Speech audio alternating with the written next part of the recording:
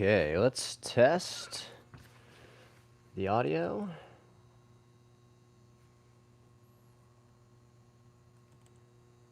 Test, test, test. Test, test, test. Test.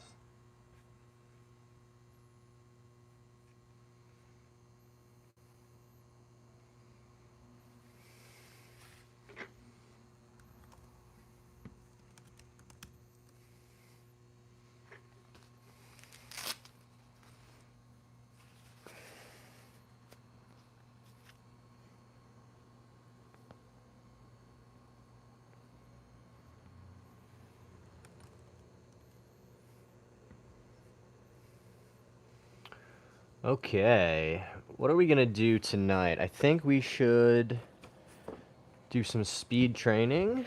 That could be fun.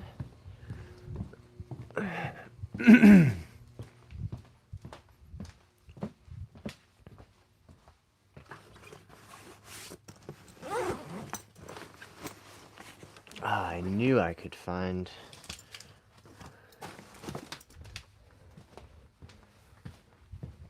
this guy. Oh, wow. Going to need to do some loosening up. That's okay. Probably get a fresh piece of tape, too.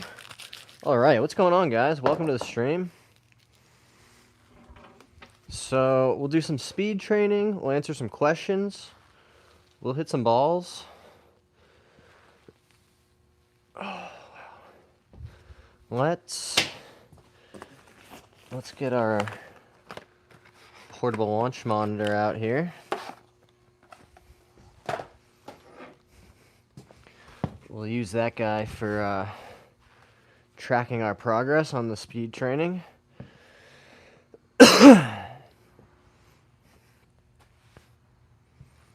Oh.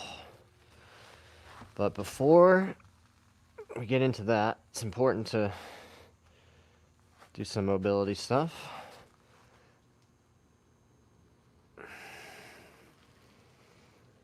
This probably isn't the most exciting, but, you know, part of the process. If you just show up and start asking your body to move fast, and, you know, it's not going to go great. So, definitely important to start at a slow speed, right? Don't get out on the range first swing and just start wailing at drivers. You know, you gotta let the engine warm up.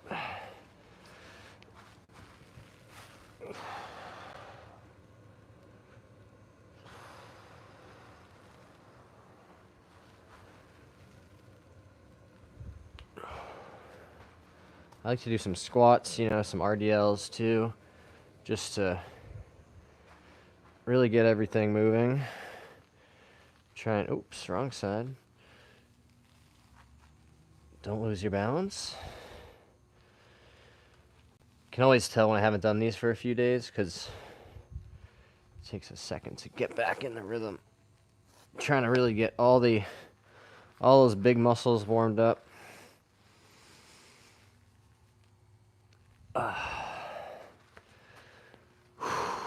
Who's in the chat here? Benton Plays Games said hi. Pineapple said hi. Hey guys, welcome to the stream. Thanks for bearing with me while we start to get loosened up here.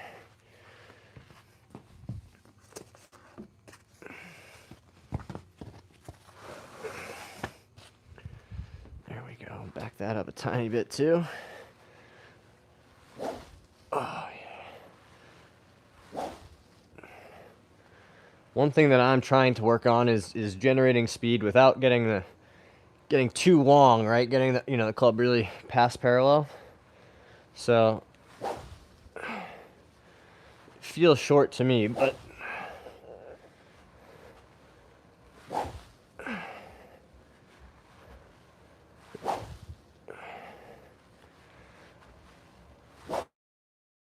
all right. Let's get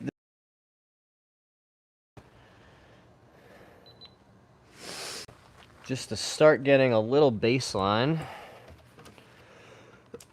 for where the club's, how fast the club's moving tonight.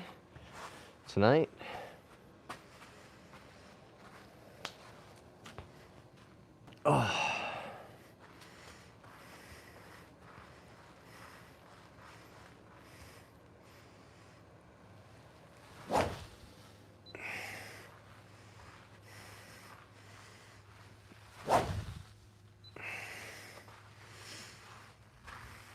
You know, this is going to have to be set a little further back.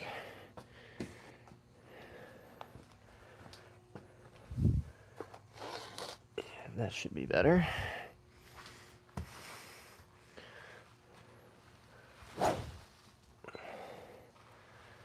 All right.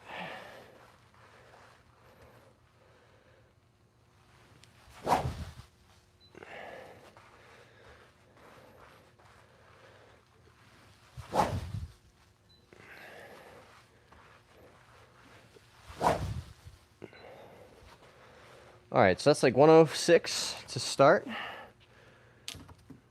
So now we'll start doing a green stick, light swings.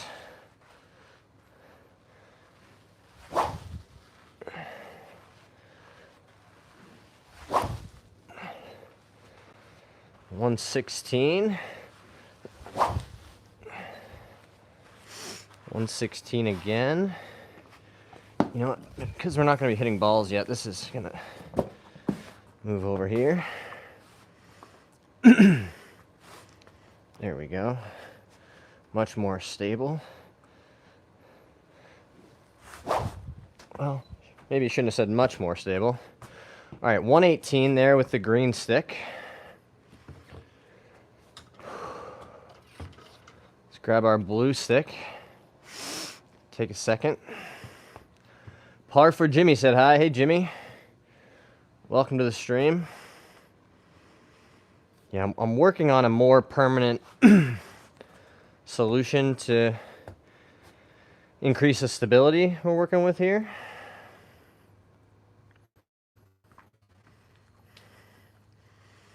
All right, blue stick time.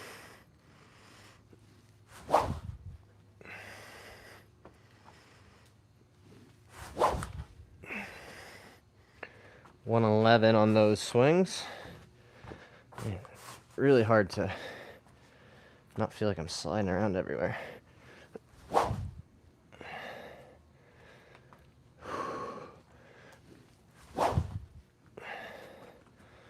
All right, 111 on the green, or sorry, on the blue.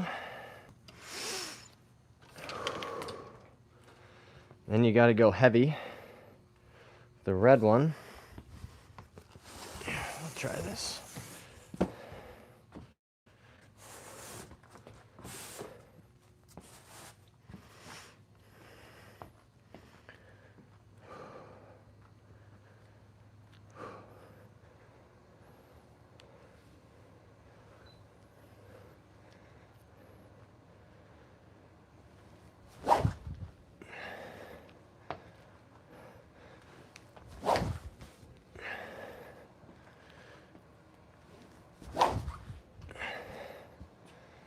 Okay, 106 with the red.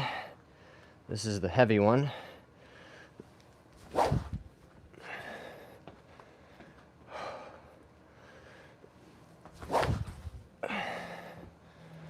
All right, so 106 top with the heavy red stick. I'll admit I could have done a little bit better job warming up, you know, making a few more swings before we really dove into that, but it's okay, I'll remember for next time. And now,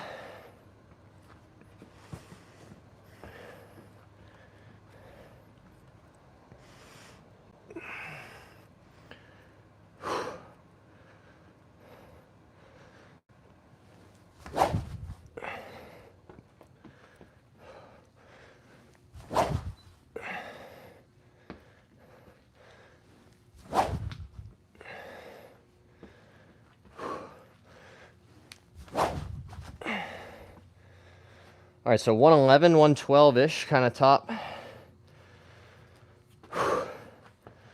So again, even just doing that protocol, that's 6 miles an hour more just from start to finish.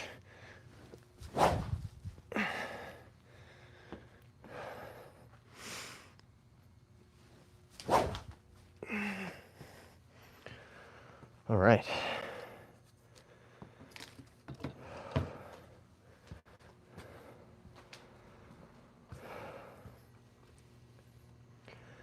Adventure Brothers said, hey, what's up, Adventure Brothers? Nate asked, what's your backspin? Good question. On TrackMan, I like to see it around like 2,400.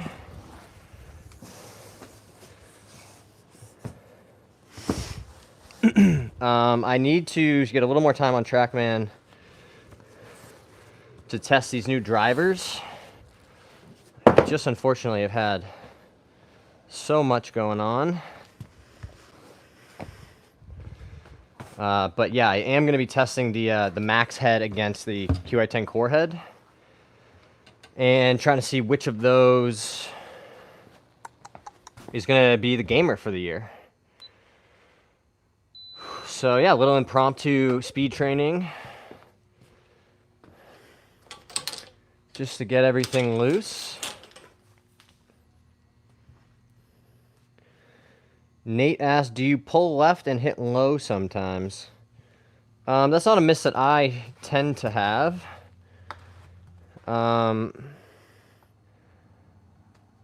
With the irons, my miss recently has been just kind of hitting it off the toe, but still, you know, otherwise striking it fine.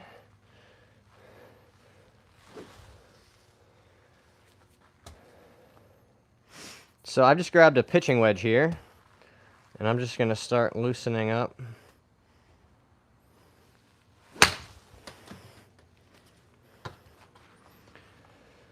See how everything's feeling, and get into answering some questions.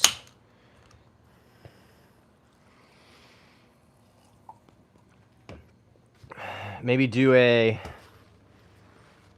you know, people have been asking for club twirl tutorials. We could do one of those. We could do a stinger tutorial.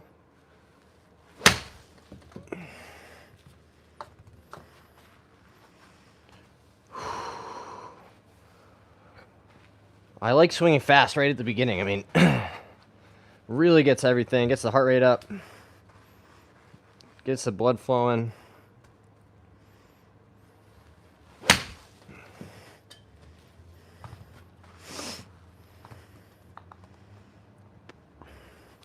Still working on this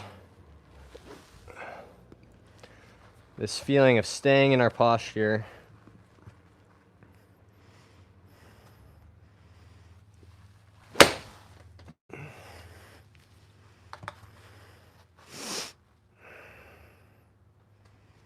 Really have been enjoying pretty much, you know, 24/7 access to being able to hit balls with this net here.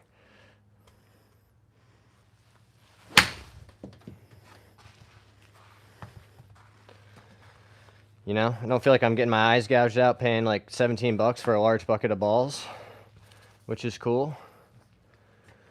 Let me catch up on the chat here. Adventure Brothers says, what do you use to chip within 25 yards on the green? I use my 60 degree pretty much for all those shots, especially, you know, like 50 yards and in and around the green. But that's really personal preference. I recommend, you know, finding a club and a shot that you're pretty comfortable with, and you can, you know, replicate that shot pretty regularly. Kabreaker says, thoughts on BBIs? I don't know if I know what that means. A little smizzy. Can you explain how to hit the ball higher but still compressed? And then I'll come back to Reed's question about distance. So if you want to hit the ball higher but still compressed, right? I mean, I imagine if you're worried about hitting it too low, right, you might be having too much forward shaft lane and impact, right? So really de-lofting the face. And you can still compress the ball nicely with, you know, some amount of forward shaft lane, you know, and de-lofting the club in the, I don't know, like 4 to 7 degree angle of attack range, right? But if you're much more than that, you are going to start, you know, taking off too much flight with not enough spin, you know, to hit the kind of shots you want. So I would start there and see, you know, if on video, if your handle's getting really far in front of your hands in impact. You know, you do that with like a face-on angle, right? You know, looking this way and seeing, you know, an impact where the shaft is relative to the ball. You know, for me, when I want to feel like I'm hitting it higher, if I, you know, say I had a tree in front of me or something, I really have to hit a high shot. You know, I don't really recommend this, but say you know, you're really trying to attack a pin that's on the front of the green and it's firm, you know, you got to hit one high. Just, you know, scooch it up like half a ball in your stance. And then you're going to, you know, really feel like with your follow through in your chest that you're, you know, you're not coming out of it, right? But you're just sending it higher than you would otherwise.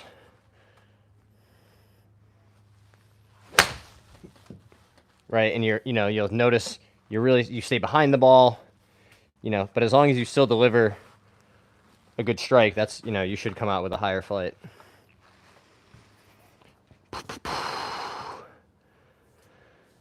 Reed asks, how do you improve your distance? So like I was doing, right, I have this super speed golf system that I should be more diligent about. I haven't done a full, you know, like 4-week session, you know, 3 times a week in a couple of years. But this is the idea with these is overspeed training, right? So there's 3 different weighted clubs here, and there are similar systems out there. The Stack is one that I've heard of, and I think they really do work if you stick with them.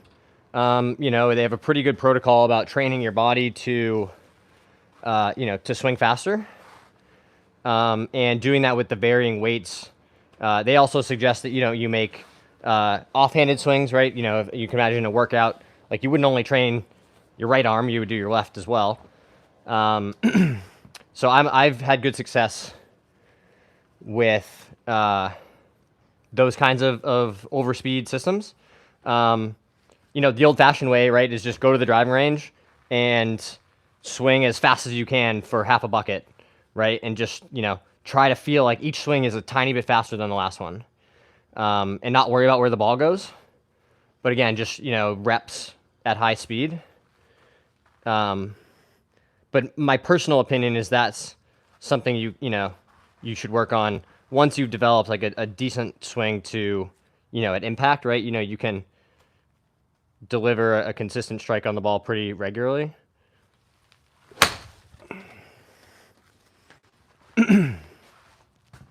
So hopefully that helps her. You got a little long-winded there, but Cody says, do you have any tips on separating the upper body and hips on the downswing? Yeah, this is something that I've struggled with myself for a long time, right? You know, the swing that you guys see me making today with, you know, a decent amount of hip rotation and right side bend, right? My swing did not look like that until, I don't know, maybe 6 months ago. You know, it was much more kind of lateral and stuck. And that, for me, I needed to do a lot of mobility work. So what I would recommend, Cody, is don't think about that idea in the context of a golf swing, right? Because even at slow speed, you're still worried about, you know, hitting the ball, hitting it somewhat straight. But work on, you know, you can do this with a mirror, or there's some great TPI exercises out there for this sort of stuff. And you just want to actually practice, like, what does it feel like to create some amount of, you know, separation, right? Or independent rotation, right? You know, my hips are staying in place, but my upper body is rotating. And you can just practice what that feels like and try to work through that range of motion, right? Another one that I like to do sometimes is, you know, if you're just walking ahead, right? Try to keep your hips, you can't really walk in a straight line without keeping your hips square. So if you walk in a straight line while doing some upper body rotation, right, that can be a good way to feel like, oh man, it's, you know, the outside of my hip is kind of grabbing there. Like maybe I need to spend some time on that.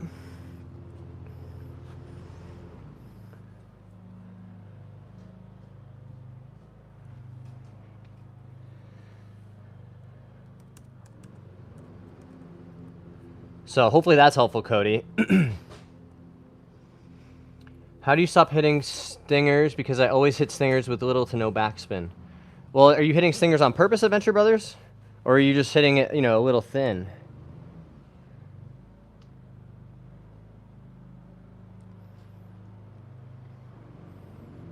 How about them boys? Says you're great at giving advice to people. Thanks very much. That's a nice comment. Nate says, in my opinion, compression comes from higher swing speeds combined with healthy attack angles. I think shaft lean is oversold. I can turn every club in the bag 10 degrees, but that seems silly. Yeah, I hear you. And like I said, that's why, I think ranges are important. I said that kind of like -3 to -7 range with an iron, at least a mid iron, is healthy, right? If we start delivering at slow speed a ton of shaft lean, no doubt, right? You're gonna, not have enough launch to hold greens, and speed is certainly important, but I think every swing speed can benefit from, delivering at impact some amount of forward shaft lean, right? Just simply because of the geometry of, the ball sitting on the ground and how you have to, strike it with an angled face, right? But it's a good point, Nate. These ideas are not universal, right, across swing speeds and skill levels.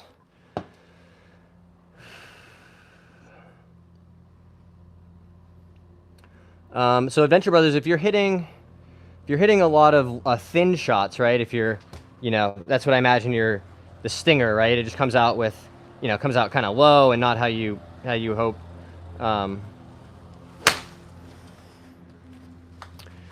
What you need to do is work on your impact conditions, right? So if you're delivering the ball into the club, at an upward angle of attack, right? Or, you're hitting the lower part of the club into the ball.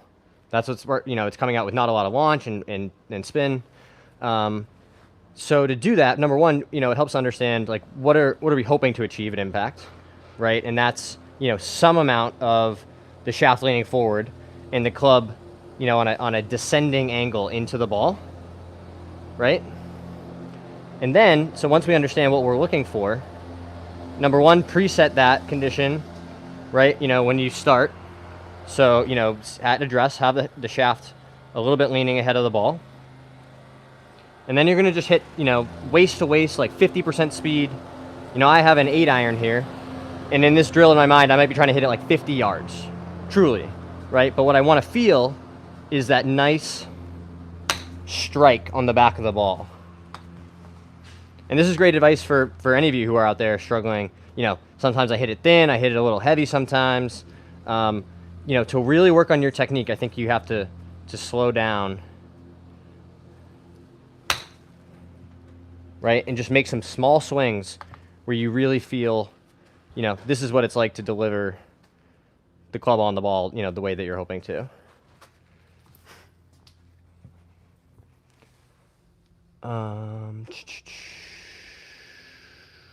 What iron would you recommend I buy next? I only have a 7 and a 9. I think that's fine. I don't know if you're just getting started in golf, Reed, you don't need to spend too much money on new clubs.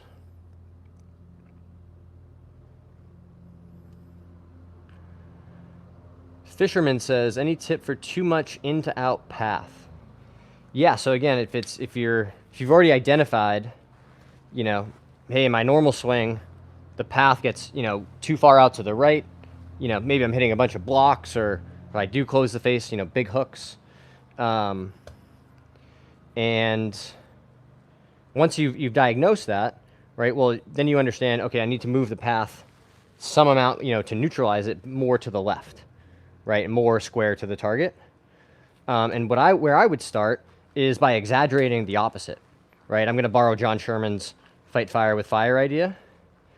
And so if your path is too far out to the right, well, try to really feel some swings where you're almost, like hitting some big pull cuts, right? If path is the issue, then you got to get it, more to the left. And by exaggerating the opposite, right, you start to develop the skills of, path awareness and club face awareness as you're out there practicing on the range. So it's not just, well, I do this drill and then my path gets more neutralized and I, hit the ball straighter, but you want to develop the understanding of, like, what happens to the flight of the ball when I, really change my path to the left, or I feel that, right? For you, feeling a big fade swing might just be, a neutralized kind of path, if that's your miss, but hopefully that helps, Fisherman. Austin said putting tips. I'm also soliciting putting tips. My putting has been holding me back for quite a while. The best one I got that you guys have seen me do here is the Pels tutor, you know, setting up a gate. And also, I think I took far too long in my golfing life to understand putting strategy, right? So spend some time understanding that, you know, from 10 feet and in, those are the putts that if you make them, you can really outperform from a strokes gained perspective. Whereas outside that range, your goal is just to not 3-putt, right? I think I saw a question about, you know, what's the fastest way to lower your handicap? It's fewer 3-putts and fewer double bogeys. That's just what the math says, right? You know, I know that's not like you know, hit your irons better or like it's all short game. It's not that kind of tip, but the math says if you make fewer double bogeys and you 3-putt less, your handicap potential will plummet.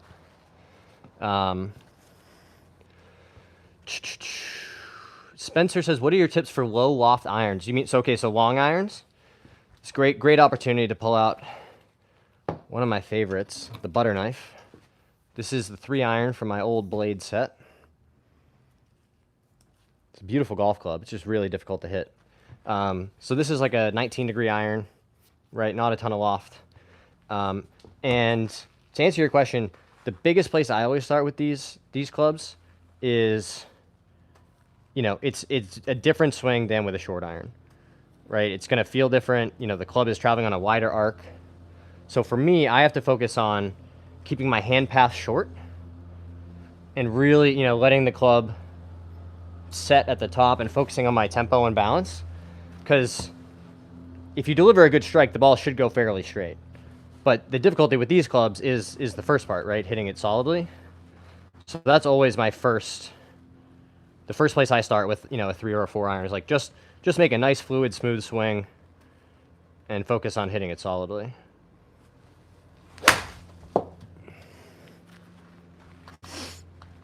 And this is a great drill, right? If you know, grab an old blade, you get one probably at the thrift store.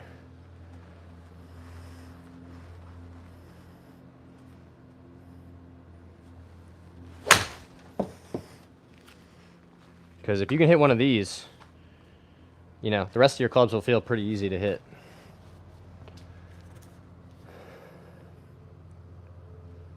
Spencer, can I see your sleeve? These sleeves? Yeah, watch the videos. There's plenty of videos with the sleeves out there. Chen said hi. Hey Chen. Hey Holy. Learning the interlock grip after playing with a baseball grip for a while. Can you give any tips on deleting up with the interlock grip? Yeah, so my best advice, I also changed my grip somewhat recently from interlock to overlap. And anytime I've historically changed my grip, the thing that has helped the most is just have a club laying around right next time you're, you know, taking a call or watching TV and just do the new grip, right? So for you, you would, you know, just sit there and you'd, you know, grip and re-grip, right? You know, with your new interlock grip, because you just really need the time with your hands on the club for it to start to feel better. And so that's what I've always done, right? Whether it's, you know, trying to feel it a little stronger, or, you know, doing something different for me, right? Just have a club around and start, you know, doing the new grip.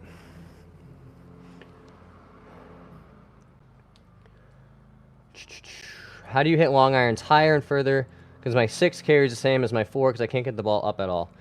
Yeah, I think generally speaking, right, at some level there's going to be a trade-off, you know, with the 4 and 5 iron depending on your swing speed. And I think it's just the physics say, you know, those clubs are going to be much easier. They're going to perform better at higher speeds. So outside of that, right, if you find that, you know, having 3 clubs that all go the same distance isn't the best idea, you know, you could look into getting a hybrid.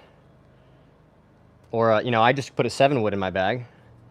And I certainly have enough speed. It's just about, you know, the misses and the flight and the amount of spin that you can generate.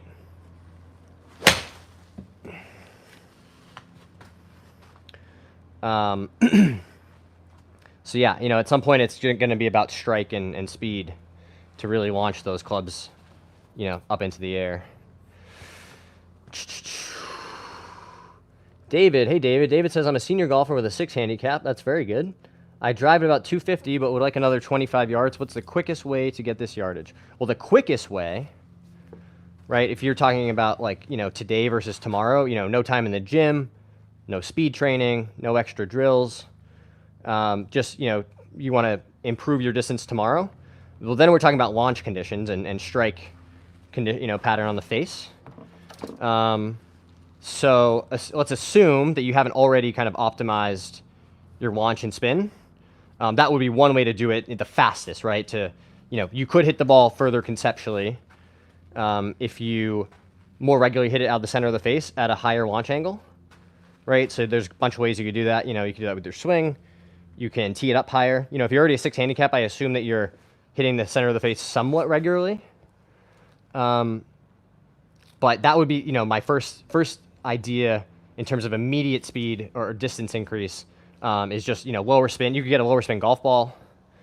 But outside of that, right, I think it's going to be mobility work, you know, time in the gym, some speed training, you know, golf-specific speed training.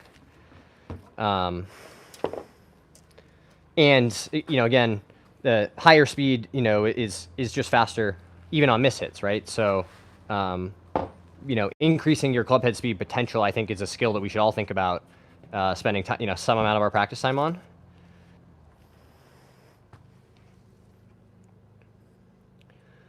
So Kamikaze asked, thank you for the tip. May I ask why you changed from interlock to overlap? Just preference, or would you recommend one or the other? Are there pros and cons to each? Great question. So for me, one of the things that I, you know, struggled with in my own swing was a lot of right hand action and, you know, and getting flippy, right? Getting the club going this way, you know, through impact. And for me, in kind of just trial and error and after, you know, my whole life using the interlock grip, just said, you know, I've kind of plateaued at this handicap level, you know, the 0 to +1 kind of range. Like, let's just try something different. So that was part of it. But also I have found functionally, right, in trying to correct some of that flippiness, and, you know, my right hand can be much less active with this overlap grip than if it's, for me, you know, feeling interconnected and like I can really get the right hand going. Whereas with the overlap grip, to me, it's much easier to have it just kind of come along for the ride and help me, you know, add some speed at the bottom. But, you know, in trying to get more rotational in my swing, understanding that I was trying to, you know, again, have it be more left side driven, right? The right hand's kind of just along for the ride.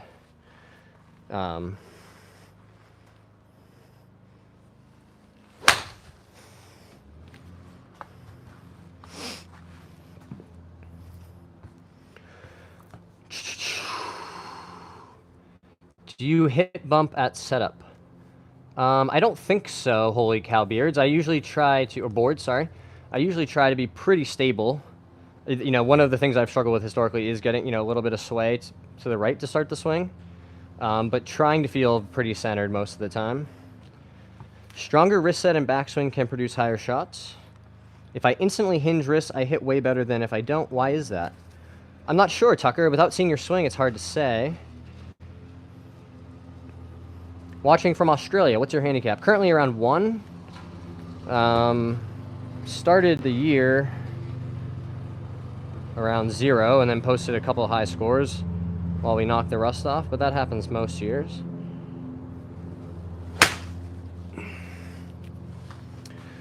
Yeah, usually around 0.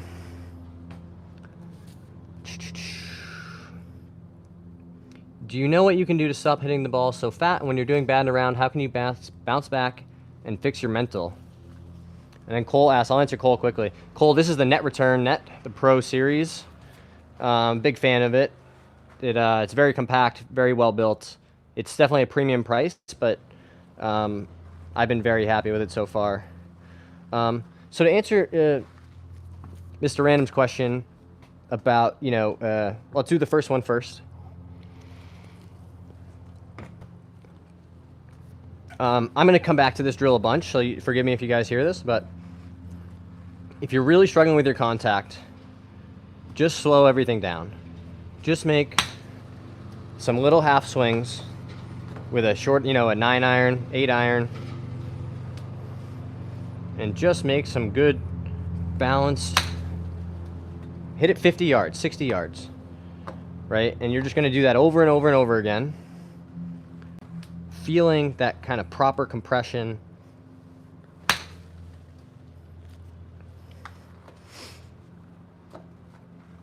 And that, I think, is a great way to start, you know, if you're really struggling with your contact, right? Don't do it at full speed. Don't make big, long swings and be like, well, I'm going to work on, you know, my ground contact.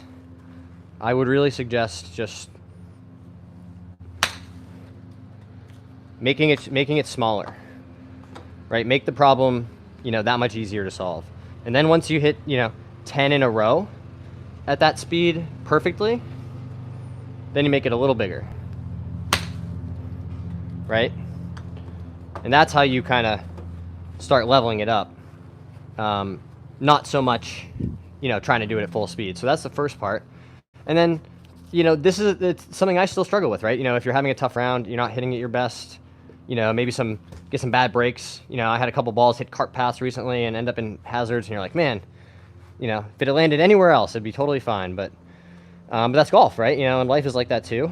I think what I'm trying to work on is, you know, again, just understanding that each shot in each situation is unique, right? They're not interconnected, and no matter, you know, how tough a spot you're in, you can still try to hit the best possible shot from that next position, right? And you know, however many shots, however many holes you've already played, those have no bearing on the outcome that you're about to hit, right? So whether you're right in the middle of the fairway or you're behind a tree, you know, try to hit the best possible shot in that situation that you can, right? And that might be chipping it back to the fairway.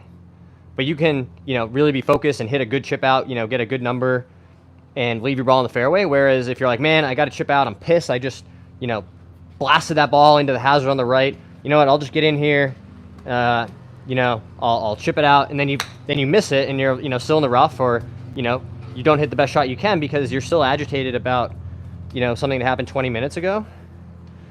And trust me, I've been there myself. It's, you know, I've been 3 under through 15 to shoot 74 a whole bunch, right? Because you hit one bad shot and then you're just spiraling. So I get it.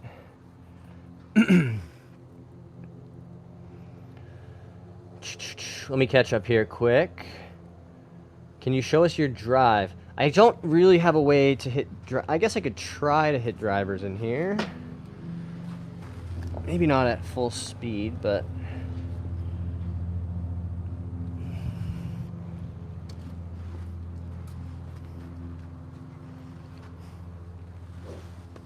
yeah, it should be fine.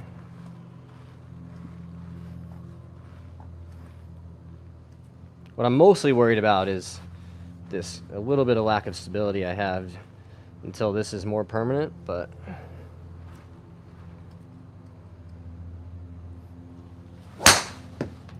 that was actually hit pretty well.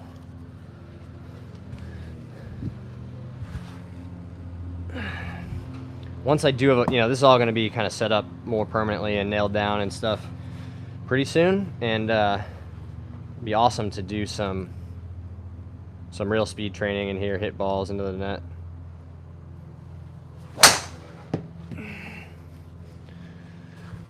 All the balance work seems to be paying off, which is nice to see, because I've been doing a ton of, you know, trying to work on my balance. That was something I was really struggling with. See, I still sometimes do. But you don't watch pros on TV hit drives and then like kind of fall over, right? And I used to do it all the time. Even on ones that I hit, you know, in the fairway.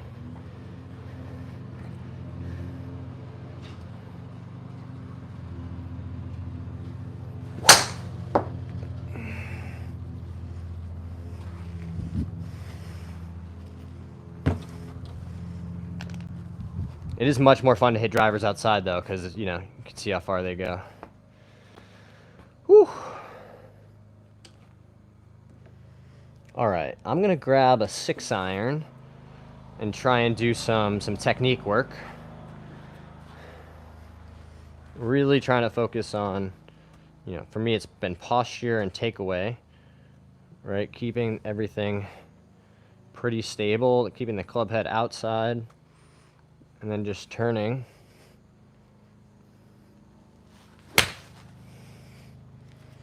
like that.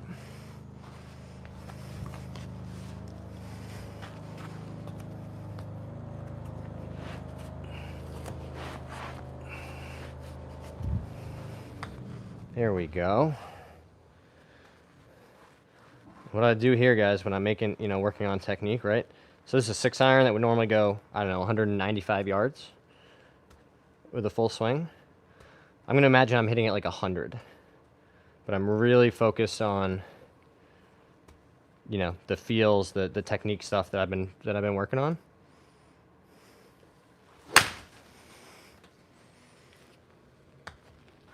And when you do it properly like that, and you strike it well, it feels super nice.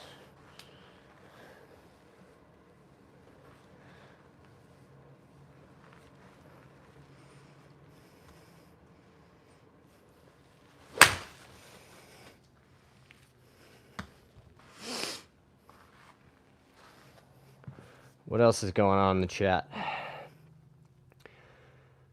Even practice. Thomas said, help my short game. All right, we'll come back to Thomas in a second. Thanks, Mr. Random. Mr. Random said, facts, bro. Thanks for the advice you always hear when I have questions. Help my game. Right now I'm only playing golf about once a week. But like I said, I've had a ton of stuff going on.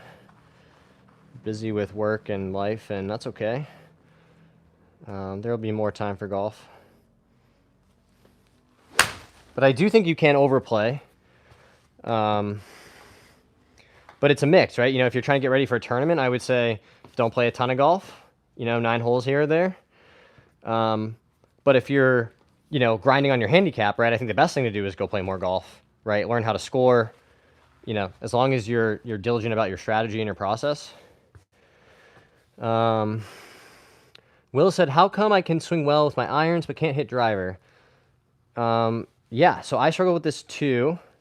The transition between the driver swing and the iron swing, right? Because they are different. And I think, approaching them as being different is important, right? Because with an iron, we're trying to deliver the handle in front, right? Some amount of shaft lane and a descending strike into the ball, right? Whereas with a driver, complete opposite. You want to hit up on it, not a ton of spin, send it up in the air. So I think working on them as different, right? The things that make a good iron swing don't all translate to the driver. And I think setup can help with that too. To your point, you mentioned that as an idea you had, so, feeling right with driver, like you're set up to stay behind it and really imagine you're hitting a home run to left field, right? You make sure your head was behind the ball. You're really kind of launching, your chest is up and into the air, right? Whereas with an iron, kind of the opposite, right? Imagine you were trying to hit like a ball the other way, we're kind of straight, down, but just, nice, like a line drive, right? And then we just tilt that angle and we deliver it, it's a descending angle only because the ground is there, right? And they are different. That was crunchy. So I think it's, you're on the right path if you've already identified that they're different. All right, so Thomas, 100 yards and in. Well, let's start with chipping, right? Because that's what you said first. I think there's a couple different schools of thought, right? One being, you can hit the same shot with different clubs. So, you could use your pitching wedge, gap wedge, sand wedge, lob wedge, and develop a pretty consistent shot. The ball position is somewhat consistent, right? And you vary the trajectory and the flight of your chips with those different clubs, hitting one shot. I have a different approach, and I prefer hitting a variety of shots and draws and cuts with one club, right? So anytime I'm around the green, unless it's a unique circumstance, right, I am grabbing my 60 degree. That could be a 56 for you. It could be a gap wedge, right? It's just, at some level, personal preference and what you're willing to practice with. So I like to hit, like some low ones, right, where I'll get in like this, or, with the same club, right, kind of get behind it and open it up and hit some high ones. So different approaches. But my best piece of advice, if you're really struggling with your chipping, is, grab a bucket of balls, get around a chipping green somewhere you can practice, and just work on one shot, right? It could be a pretty straightforward, middle of the stance kind of chip shot, and develop a shot where you feel like 9 times out of 10, when you're around the green, call it within 25 yards, you can pull out that club, go for that shot, and you're gonna end your ball on the green, right? That's your number one goal when you're chipping around the green. No double chips, right? So develop that one shot to the point where you have enough confidence that you can deliver a nice strike. You can land it, around the area you're intending. And then it's just about practice, right? Because when you're out there practicing, you're going to hit a couple that are completely perfect, right? They'll roll right next to the hole. Maybe they'll go in. And you're just trying to get enough reps where when you're out on the golf course, you only get one shot at it. You want the worst one that comes out to be better and the best one that comes out to be better, right? So that's just about, band of outcomes. So hopefully that's helpful. Hey, Thomas said he just subscribed. Amazing. Thanks, Thomas. If you guys want to be cool like Thomas and subscribe, and the button's right there.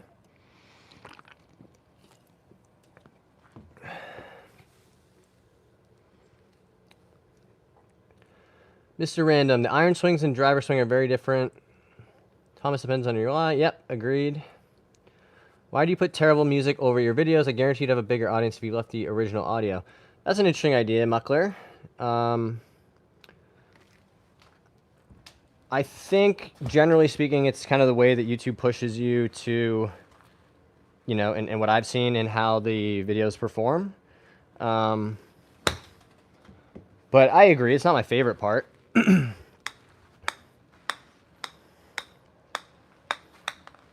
Also, some of them, I like the music.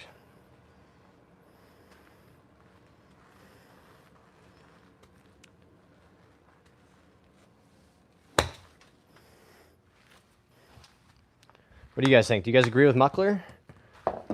Should we switch it up and just do, I don't know, nature sounds or something in the videos? Well, wait till you see the video that comes out on Friday. And then come back to me, Muckler, and see what you think. So that's my first comment. But yeah, let me know what you guys think. Do you want just, the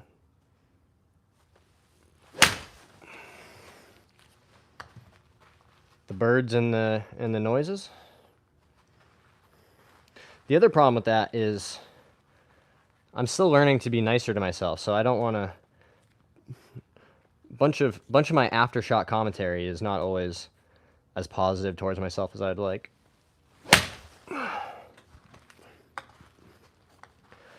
But something to work on.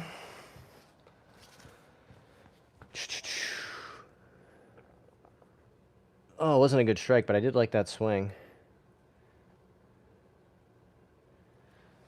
Yeah, Thomas, hopefully that was helpful. If you guys have any other questions, drop them in the chat. If you're enjoying hanging out, you want to subscribe. Super grateful for all of our awesome subscribers. Oh, got in front of that one.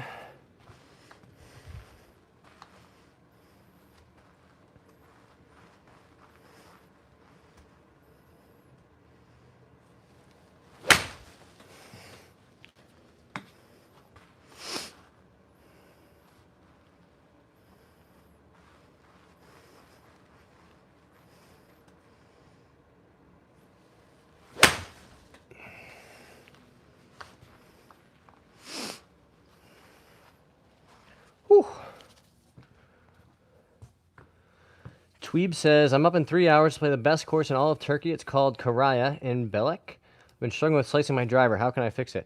Well, number one, have a great time. In some of those moments where you're like, man, I'm playing this awesome course, or, a private club, get a little worked up, right, and nervous about your game. Do your best to just enjoy it, right? Try to be present. If you're nervous on the first tee, if you're shaking a little, it's better to acknowledge that, right? You can crack a little joke to your playing partners, be like, man, this is an awesome place, right? I'm feeling this one a little bit, but be present, try to take it all in, and have a good time out there.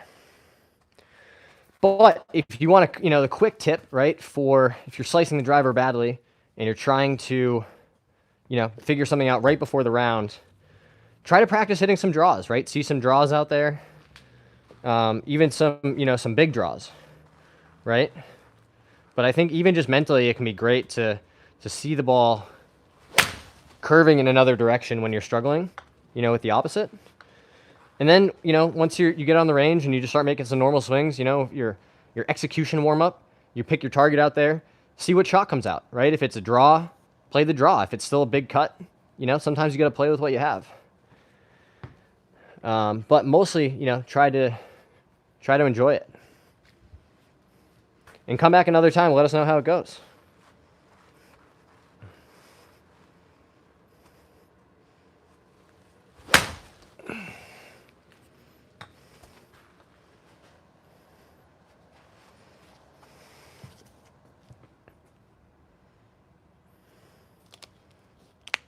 Hey, some new subscribers just said hi. Hey guys. Shout out to all our new subscribers along for the ride. We're gonna keep doing this stuff, you know. We're gonna keep trying to get better ourselves, working on my game, trying to help you guys work on your game. Just, you know, people helping people.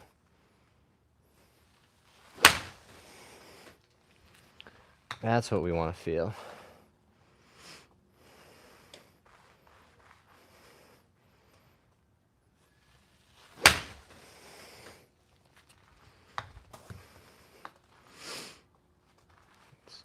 Here and boom. But all the left side is moving away to send the club that way.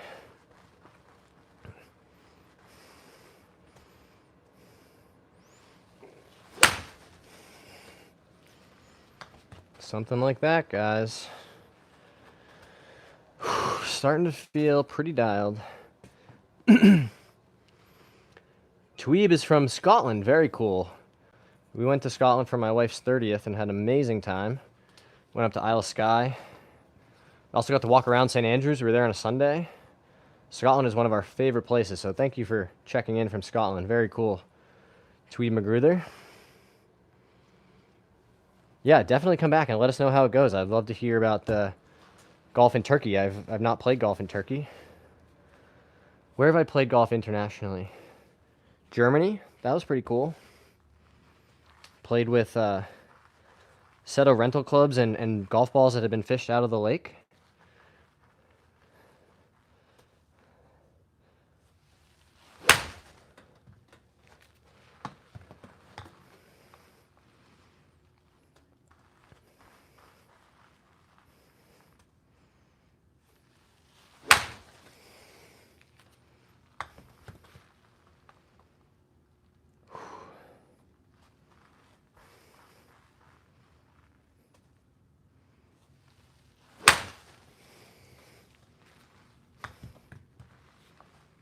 Really trying to just work on that strike. Exaggerating the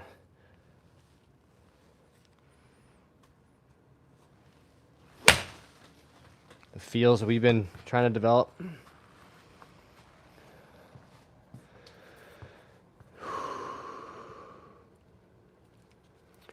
Mr. Random said, I like that you're honest about not having the best mental sometimes, about how golf's a hard game mentally. Not all sunshines and rainbows. Yeah, I mean, you know, I try to be pretty honest with you guys, you know. Talk about all kinds of crazy stuff, right? You know, drinking and sobriety and mental health stuff. And yeah, I mean, I know I would play better golf if I, you know, developed that part of my game, and I am working on it, you know, trying to, you know, be much more, you know, evaluate myself on the process, right? Was I committed to the shots I'm hitting? You know, did I stick to my routine? Was I focused on the present shot, you know, and giving myself, you know, grades on that sort of stuff you can control, as opposed to like, man, I made a bunch of bogeys today, like I must have played awful. Like, you can play really good golf and not post a great score, and you can hit it all over the place and not have a ton of control and put up a great score, right? So, you know, trying to work on that part of the game and be more process oriented as opposed to, you know, what was the number on the you know, total round, right?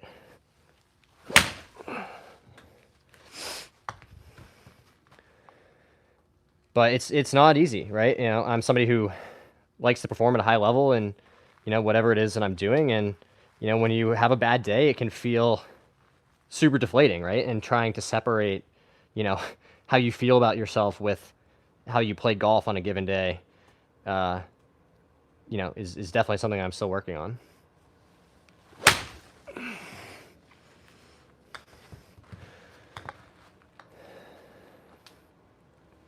But I feel like there's a bunch of low scores this summer just waiting for us. I mean, the amount of work that I've put in on the game, right? A lot of it's, you know, with your support. You guys encourage me to do these streams and keep practicing.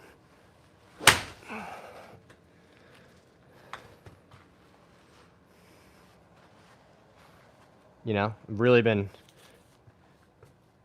happy with the progress I've been able to make. Ted Meyer said hi. Hey, Ted. Hey, Riker. Odyssey Gaming said hi. Hey, Odyssey. Hello from Saudi Arabia. Welcome. I'm not sure we've had someone from Saudi Arabia on the stream. We've certainly had a massive international presence from the beginning. You know, Australia, Korea, all over Europe, South America.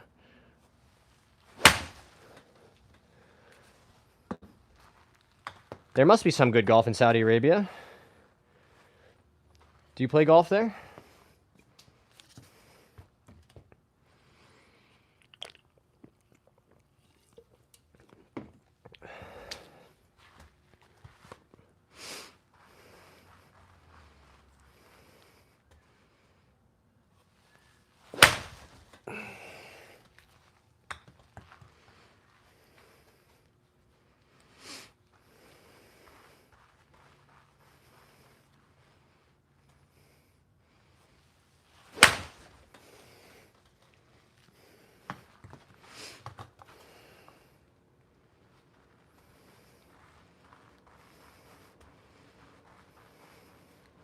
Let's do some freezers. Really. Yeah, you really got to stay in it with this drill, right? The double pump.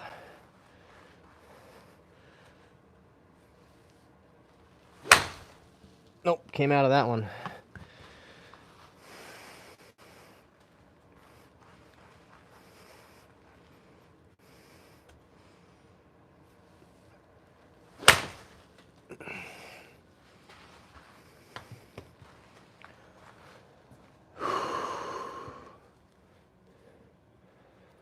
Awesome. I bet there's really cool golf courses over there.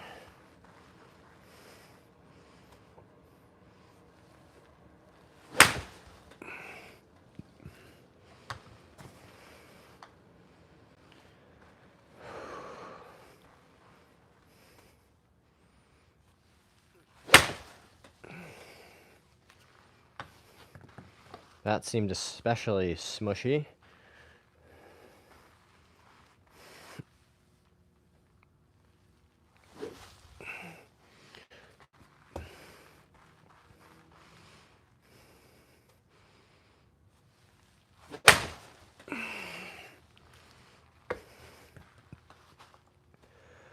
Telling you guys, doing a lot of these slower speed reps, super helpful.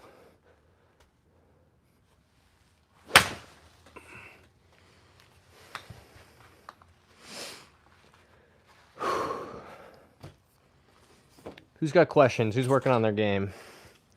Hey, Ritwick's back in the chat. What's up, Ritwick? Say congrats on 1,000 subs. Thanks, my man. Isaac says, why is I can hit my iron scrape and my driver's always slicing? Any tips? Yeah, we were talking about this a second ago. You know, so trying to have, you know, thinking about them in different ways, right? The driver swing is different than the iron swing. So my guess is you might be, you know, bringing the components that make a good iron swing, right? A descending strike, you know, some amount of the hands in front, right? Those are great things to bring to your iron game. You're not going to have as much success if you do that with your driver. So, you know, understanding that the impact position with the two different swings is different, right? With an iron, you want to be, you know, in here, right, de-lofting it, right, so that the impact, you look something like this, right, you know, the hands are in front. Whereas with the driver, you want to be hitting up on it if you can. So you'd have a, you know, an impact position that's, you know, much more neutral, right? Because if you start getting the handle forward and hitting down on it, then you're going to start adding a bunch of spin and it's going to go to the right. So try to feel, you know, if you're struggling with getting steep with the driver, feel like you're hitting almost like some you know, like top spin shots, like on a table tennis, you know, ping pong table, right? You know, low to high, right? And that can be a good feel with the driver, you know, to feel like you are, you know, from low to high hitting it, right? Not down on top of it, but, you know, from here up to here. Give that a try, see how it goes.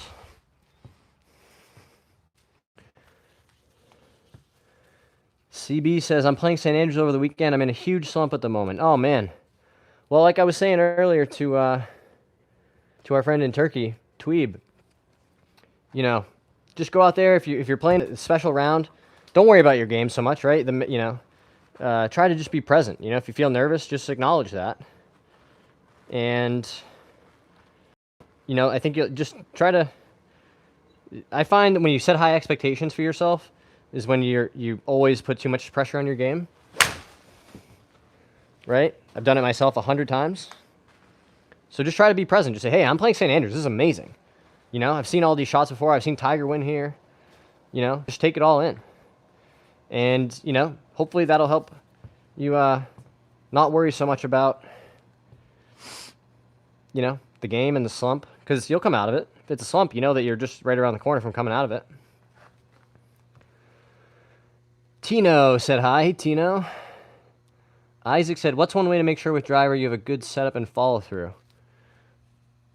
Good question. So, again, driver setup, you know, ball's going to be a little bit further forward.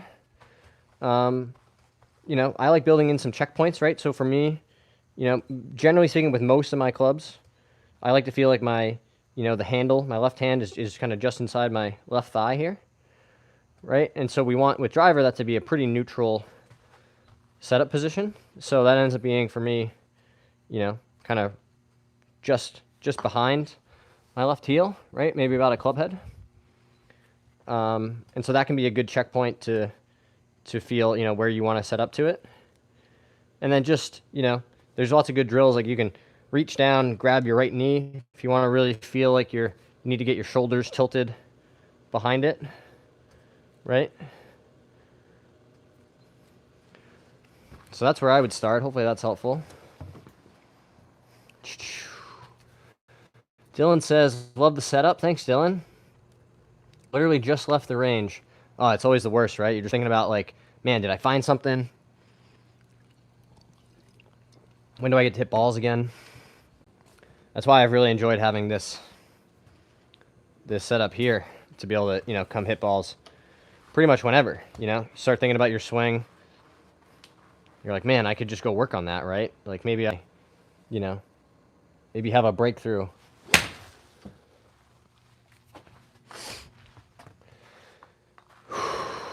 I love the range. I think I might like the range even more than playing golf. Caleb says, what's your swing thought when you feel like you're losing your swing mid-round?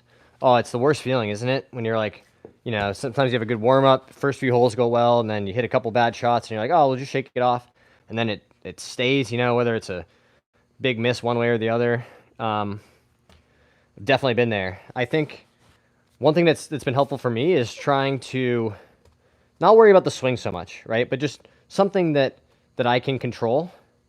And for me, that's a lot of times is like either tempo or balance, right? And even if my swing feels terrible, I'll just say, all right, you know what? Let's just make a nice, smooth, balanced swing, pick a target, and just swing at it, right? But the goal is, you know, just make a smooth, balanced swing, right? And just like I did there, you'll find a lot of times you hit a lot of good shots with a pretty simple type of you know, objective, right? My goal isn't to hit it right on my line and hit a big, you know, a draw or a fade, whatever it is. My goal is just to make a balanced swing. And usually, if you focus on it, that's something that you can accomplish. And I find that, you know, focusing on something like that allows you to hit good shots rather than trying to force the swing even when it doesn't feel your best. And you may still, you know, hit some not so great shots, right? But it allows you to detach yourself from, you know, because the golf course is not the place to work on your swing, right? You know, if you're trying to get the ball in the hole, say you're in a tournament and you just, you know, you're like, oh, I'm hitting a big hook today. Well, you might just have to kind of play it and mitigate it a little. And, you know, I think just focusing on something simple like, you know, make a smooth, balanced swing can be really good.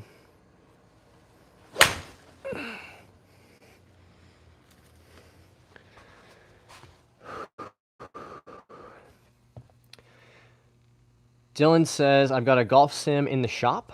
Very cool. How much does it matter to get your club parallel? Good question, Isaac.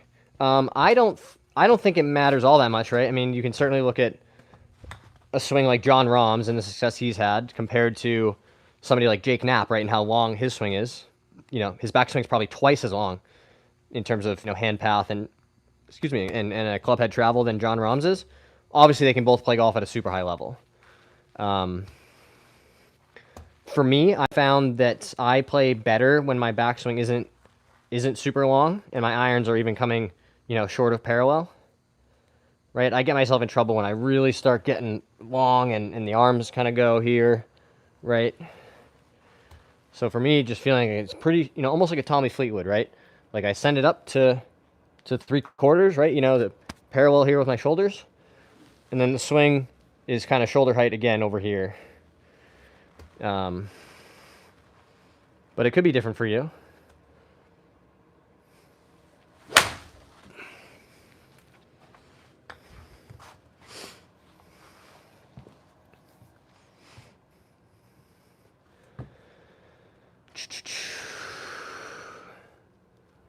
Auditory Delirium says, love the videos, new subscriber, amazing.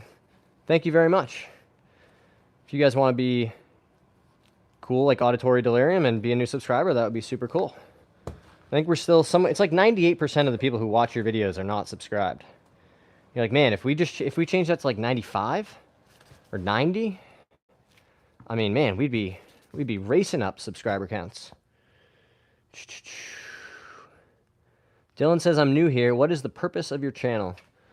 Well, it's a great question, Dylan. I mean, it could be as simple as like, you know, push myself to keep practicing and sharing the journey and the process of getting better.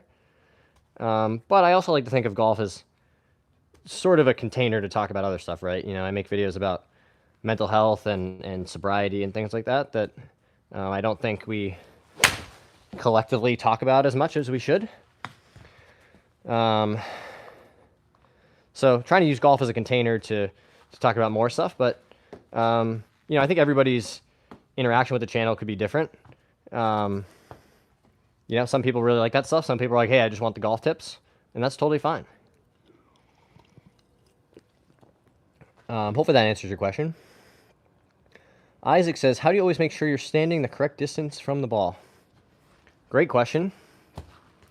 So I like to, you know, some kind of basic checkpoints and things that I've learned over the years. You know, when you set the club down, right, and you stand to the ball, you want to feel like it's where your arms would kind of naturally hang. If you were in a golf position, right, you know, some amount of, you know, bend from your hips with your chest, right, and your arms just hung down. So if I drop this club right from here, right, my hands don't move away from me. They don't move towards me, right? They kind of stay in that position where they would hang just naturally, right? And then you'll find that also tends to be about one hand width, right, from the end of the club to your belly button, right? It's kind of a rough guide. So those are two ways you can kind of check. And you'll find, right, so say I get really close to it, right, and I do that same thing where I drop the club, well, my hands are going to move, right, because I was too close.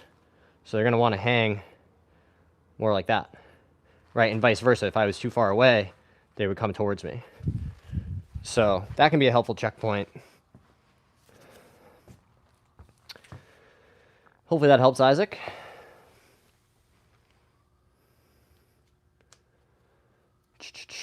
Chris Longnecker says, been missing left a lot here lately. Pull draws, can't start the ball right, and it's driving me nuts. Yeah, oh, I know the feeling, right? When you're like, I know what I'm doing. I can, I feel it. It's coming out left and going left, and there's just feels like there's nothing I can do about it, right? So, well, if we were to diagnose why that's, what's causing that to happen, right? So if you're hitting pulls to start, the ball is starting left of your intended line. That means our path is probably some amount right to the left from the outside. And if the ball is then drawing, that means the face is shut relative to that path as well, right? And that's going to be a tough ball flight to, accurately aim and to play with. So, if we diagnose that as the problem, well, how do we go about fixing it, right? So we have two components. We need the path some amount, more neutral, and we need the face some amount more open. And the best thing I would do, if you want to start feeling what that's going to feel like, if you know that your normal shot, right, we aim at, set out down our target line, and the swing that you produce is going to, have the ball come out left and going left, well, you got to learn how to hit the opposite, right? So hit some big blocks. Teach yourself to, like, I'm set up here, and I'm going to hit, a push cut, right? I'm going to hold the face off. I'm going to get the path more neutral. And this idea of fighting fire with fire, right? If you're hitting big pull draws, try to, do some amount of the opposite, and then you're dialing in, those two things. Once you've started developing those skills of understanding, like, can I produce different face angles of impact and different club paths, to start the ball further right or further left. And you don't have to do that at full speed, right? You can make some small swings and just say, like, I'm going to hit, some hold off cuts, right? And really, try to change the motor pattern at a slower speed.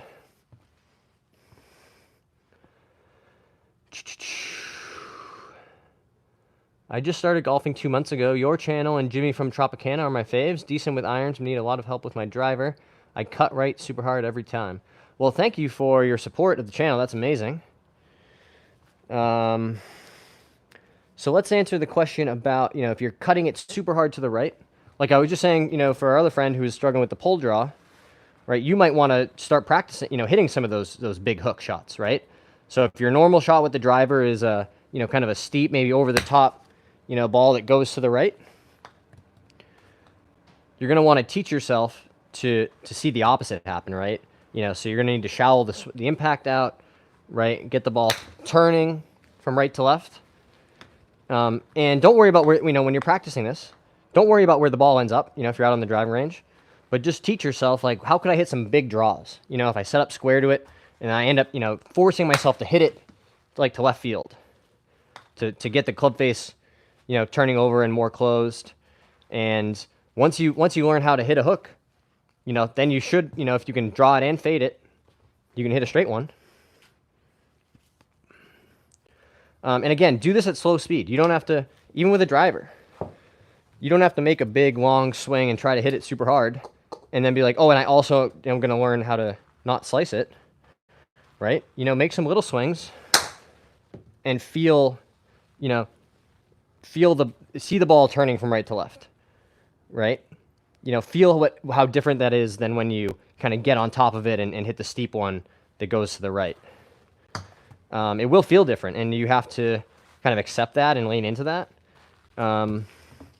That's how you're making progress, right? Being uncomfortable is kind of a prerequisite for doing something new. Joe says, fixed steep swing, elbow not close to body for me. CJ's in the chat. What's up, CJ? Hey, Nip Sauce. What's up, Nip? Fixed steep swing. Yeah, so again, this is a great way to, if your swing is steep and you're, coming over it, over the top, right? And we say over the top, where the downswing plane is over or higher than the backswing plane. And if you want to try to neutralize that, you good? Right? Give yourself some feedback. So that could be a head cover, put something over here to say, well, if I get steep and if I start attacking it from the outside, I'm going to hit that head cover, right? But if I have a more neutral, path that's, some amount from the inside or more neutral, right? I won't hit the head cover. You could do this with an alignment rod, right? If you're out on the range, you could, stick one of these in the ground at an angle here, right? And give yourself a barricade, something to block it if you were to, make the steep swing. And just go slow, right? You don't need to fix this at 100% speed. So if your swing is kind of inside and steep, right? That's pretty common. Feel like, what would it feel like to have the club stay, more outside on the way back? And then, underneath and kind of from the inside on the way down. And you'll find it's way more fun to make progress when you're doing it at with half swings, right? Because you can just, you can make the movement smaller and easier.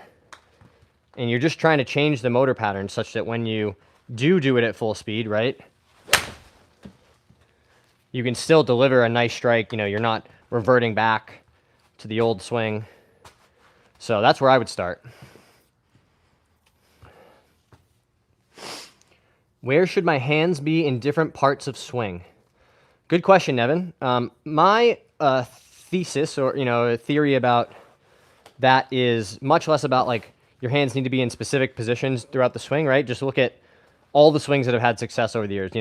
Jim Furyk and John Rahm, their swings look extremely different, but the one common denominator for almost all good players, right, is their impact position looks pretty similar, right? So I think all the stuff, that matters most is the, 2 feet before and after the ball, mostly before, right? To make sure that you're delivering, an impact on the ball with the shaft leaning forward some amount. I'm talking about irons here, to be clear. And with a descending angle into the ball, right? So you can do that like Jim and, kind of get really out here and underneath it, right? But he's still, super on top of it, right? Great hitting position, or like John Rahm is kind of more inside, right? And short like this, and then he just rotates super hard. But again, great impact position. So I'm more inclined to say develop your impact position and hit a bunch of shots where you feel, that nice crispy compression, right? As opposed to worrying about because you could build a really beautiful, technically correct golf swing, right? But if by the time you get to impact, you've, unwound it all, or, your hands are back here or something, right? It's all, you're not going to get the results you want. So that's my 2 cents.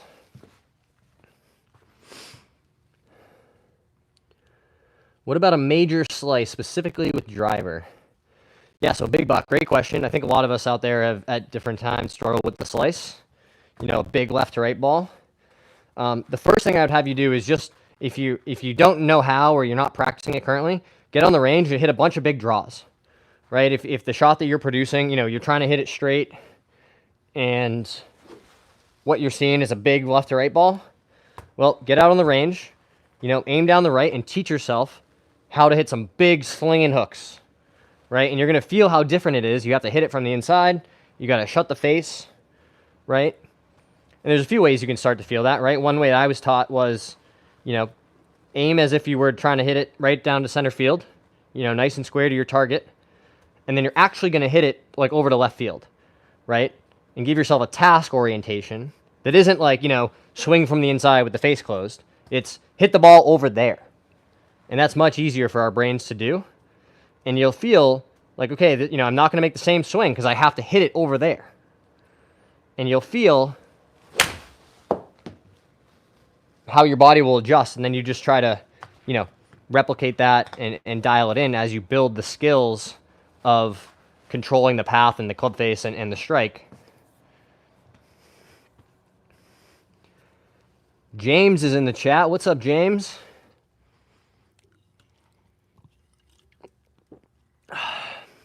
Gotta get hydrated here super quick. Hopefully that helps, Big Buck. Give it a try next time you go to practice. Let us know how it goes. I'm going to keep trying to rip these 4 irons.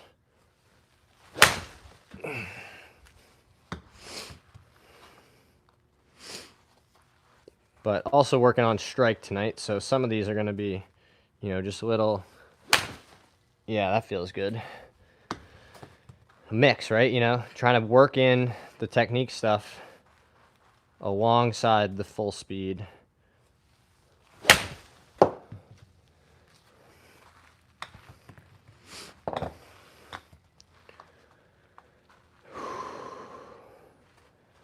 But I'll tell you what, guys, it's not been the ball striking that has held the scores back from being better recently. I mean, you've seen on the channel, the short putts, again, are starting to drive me a little nuts.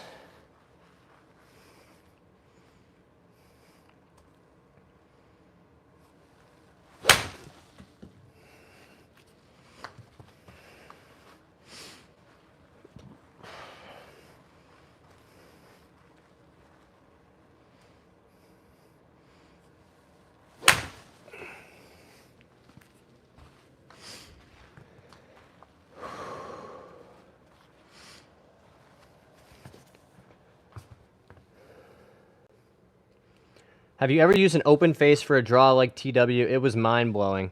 Yeah, I definitely, it makes sense to me the way he was describing it, right? Because, you know, you want the ball to be starting right and then turning back to the left.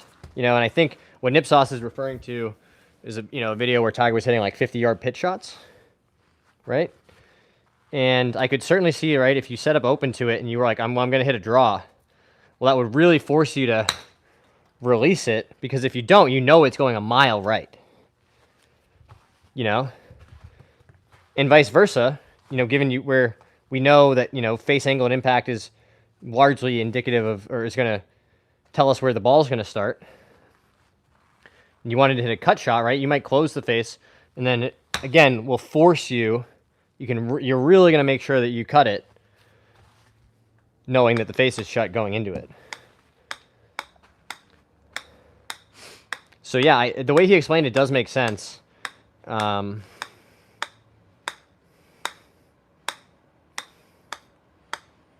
just, you know, philosophically for me, the way that I feel things in my hands, right? I'm not trying to feel like that club face is rotating a whole bunch.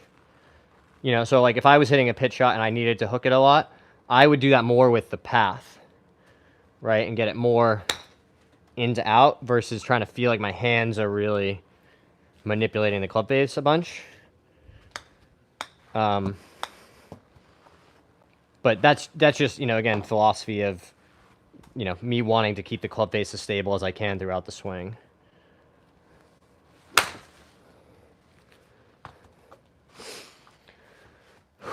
What else is going on, guys? Anybody playing golf this weekend?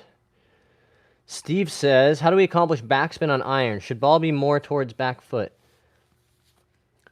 Well, backspin on irons, you know, again, we're looking for kind of a consistent range, right? And generally, they say it's like the, you know, the iron -1. So like a 7 iron, you want spinning at 6,000 RPM, you know, that kind of thing. That's, you know, that's obviously not perfect.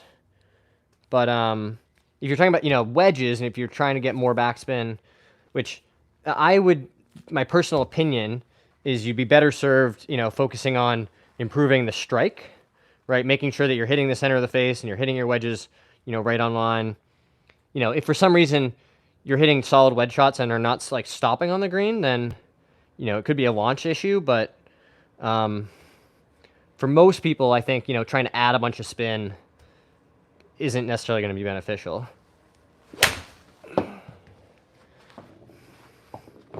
That was really munchy. Munchy. Do you have grip advice? Mark said. Yeah, amazing video. I agree with you, Nipsauce. Kraken said hi. Hey, Kraken.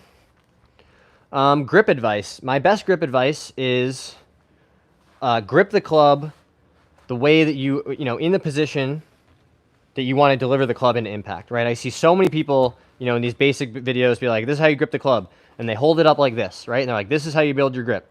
And then 4 minutes later in the same video, they're like, and by the way, when you hit the ball, you want the club, you know, the handle ahead of the ball to deliver, you know, some shaft lane, some descending strike into the ball, right? Well, if you grip it like, you know, normal, and then you push your hands forward, well, it's too weak, right? So I think people would be better served starting with the club in the way you want to hit the ball, right? Some amount of shaft lane, and then build a grip from there, right? That will feel strong, right? If you then, neutralize the shaft. But again, that's not how you want to hit the ball. So that's, always been a pet peeve of mine in terms of, like, it just doesn't make sense to me. Why would you grip the club in a different way than you want to deliver it into the ball? So from there, right, if we agree that that's a kind of prerequisite, we want to be gripping the club largely in our fingers, right? So hopefully you guys can see, right, when I grip the club, and I have a somewhat strong grip, right, kind of 3 knuckles showing, and right, but it's mostly in the fingers.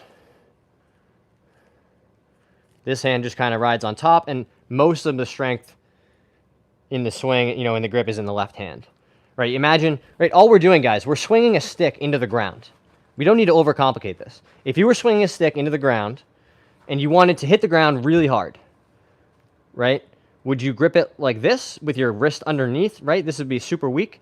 Well, no, you can't deliver any power, right? It almost like it's painful to do it like that, right? You would get right on top of it, stronger, and really, boom, boom, right? So imagine this, you're trying to hit it with just your left hand. Well, that's a good way to feel like what's an adequate grip, right? Get to where you feel like you could swing this at high speed with just your lead hand. I think that's really helpful.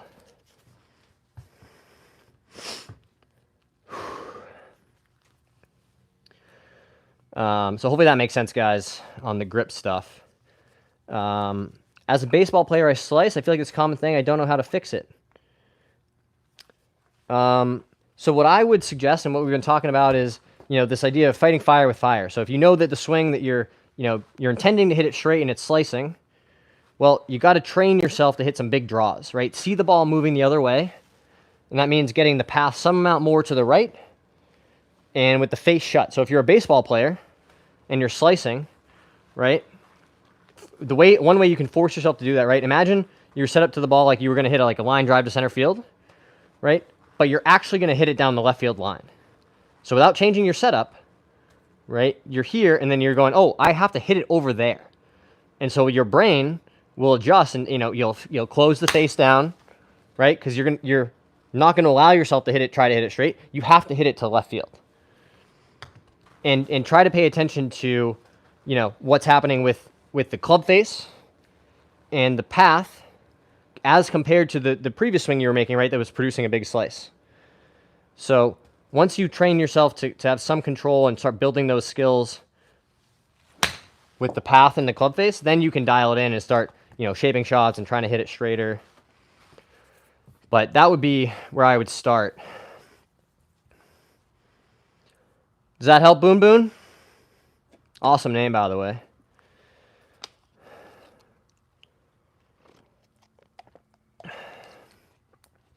Awesome. Johnny says dial it in. Yes, agree, Johnny. Whoa. If you guys are enjoying the stream, you want to hit subscribe so you can come back and hang out again. That would be awesome. It's so crazy, guys. It's been about 4 months since we started on YouTube, and, heading towards 1,100 subscribers already. I mean, I really didn't see this coming. I thought it would take a year to get to 1,000 subscribers. If I posted every day. I kind of figured it would take 1,000 videos to get to 1,000 subs. Just really starting from scratch. I'm not on any other, Instagram or TikTok, just YouTube. So I'm incredibly grateful for all the support. It makes it a lot easier to, at the end of the day, come out here and do this and hit balls, hang out with you guys. Hey, Boon Boon said subbing. Amazing. Shout out to you, Boon Boon. User says, can't hit a 4-iron over 100 yards. Well, let me ask some follow-up questions. If you hit a 7-iron, does it go, 140, 150? Like, are you able to hit your other irons? Is it just the 4-iron, or are all the clubs going kind of short?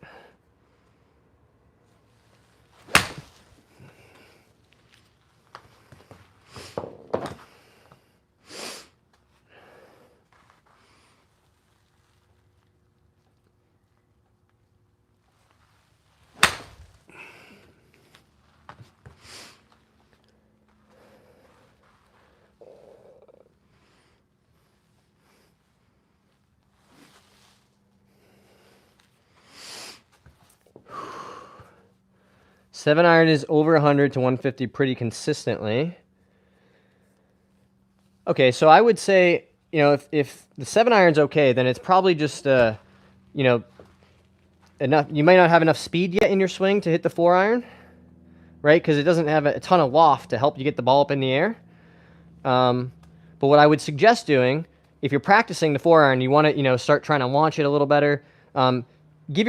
Tee some up, right? Put it on a tee, and really focus on, on nice solid contact, right? That'll help you start to feel, what compression feels like, and seeing the ball come out on a nicer flight.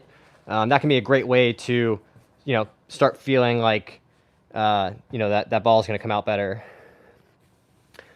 Isaac says, very inconsistent ball striking from someone who just started. What's my tip?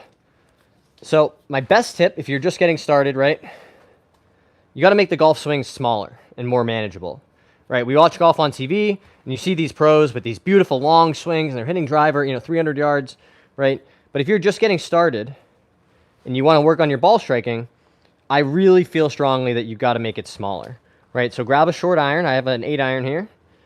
And you're going to try to hit it like 50 yards. Truly, next time you're on the range, make some little swings like this. And all you're going to work on is that feeling of compressing the ball, delivering the club with, some amount of descending angle and the shaft leaning forward, right? And just make these little swings and feel, the center of the club face. You'll start to learn, like, okay, that one came out of the toe or the heel, and what that feels like in your hands. And, you could hit the next 10 buckets of balls, right, with, no longer than like a 6-iron.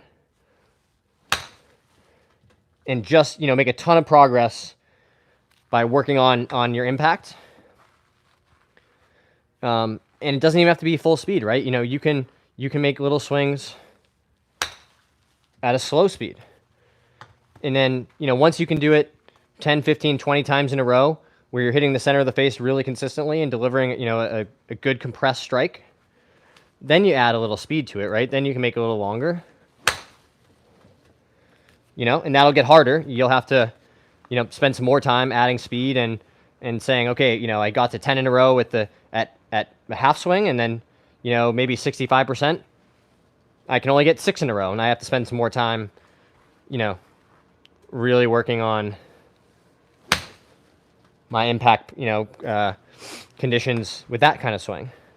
But if you're just getting started, make it smaller, slow it down. All this stuff back here, you can learn that later. But really, learn impact, learn how to hit the center of the club face pretty consistently. Shane Oak says, number one practice drill for getting the hands in front. This is a great question. And, I was talking earlier how I used to get kind of flippy, and I'd lose that angle into the ball, right? So this is one that I worked on a bunch. My favorite drill for this, Shane, take your normal setup, right? You're going to hit it, nice right down your target line. Nice little draw, fade, whatever your shot shape is, right? And then preset your impact condition, right? So teach yourself, okay, when I'm at impact, this is where I'm going to be, right? My hip is open, my hands are forward, right? And that feels totally different than what I used to do, right? Where I used to kind of back in here, right? But by presetting that, you get to feel what it's like, and then you make a slow swing, and you'll feel again on your foot, like how different that is, right? To really get your hands in front through impact. And that's my favorite drill. It's a really, really good drill, guys, for working on your ball striking. Right, normal setup, preset impact, small swing.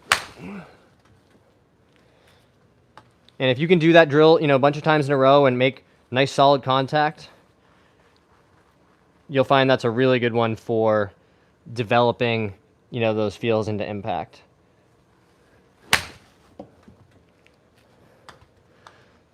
So that's my number one drill for that. Hopefully that helps.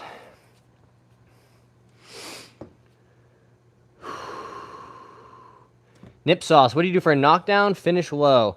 Yeah, so exactly right. So for a knockdown shot, and what we mean by that is a shot that comes out lower, right? A little bit less spin maybe, than, you know, a full swing shot. All right, so for me, I have an 8-iron in my hand.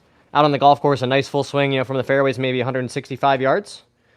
But let's say there was a bunch of wind into me, and I wanted to hit it 150, right? Well, I could still grab an 8-iron. It's going to be nip sauce. It's mostly going to be, you know, kind of a smooth backswing. And then you're going to feel like you're just staying really on top of it, right? And then follow through is somewhat lower. You know, for me, it's something like this, right? And it's, you know, you're really staying down and through it. Hands finish low. You're really kind of taking some loft off. For me, it almost feels like a lazy backswing, right? Because I want to make sure that I'm staying on top of it in transition, right? Just to,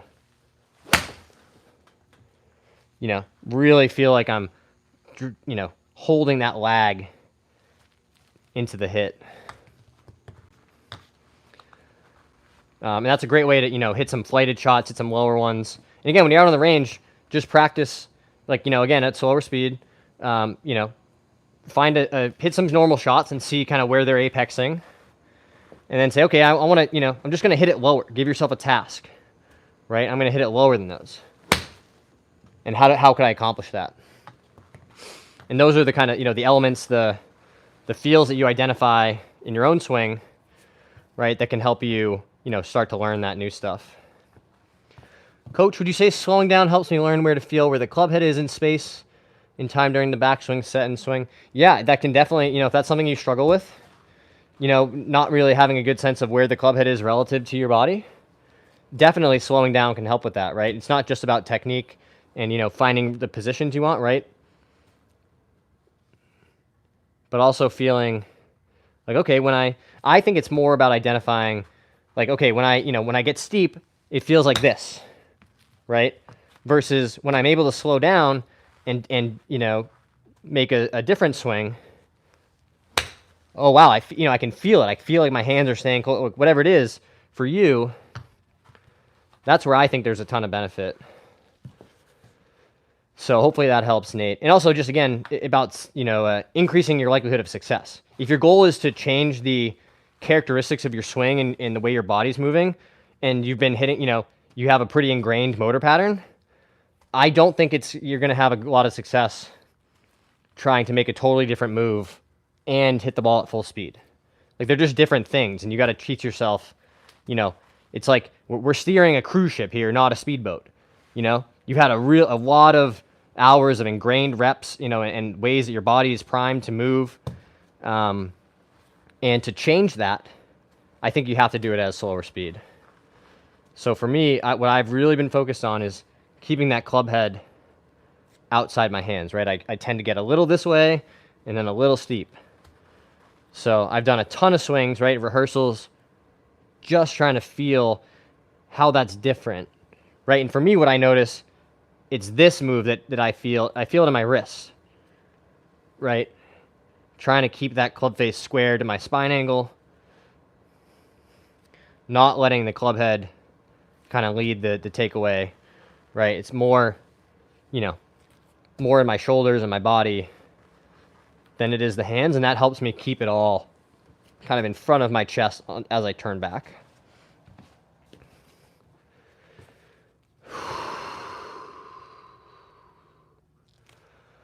Oh, dropping clubs. So hopefully that helps, guys.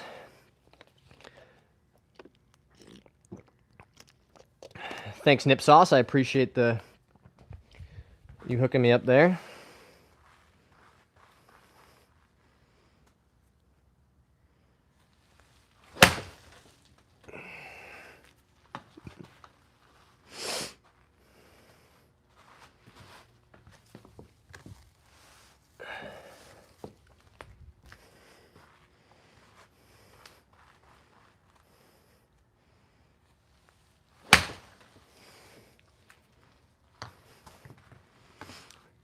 Oh, man.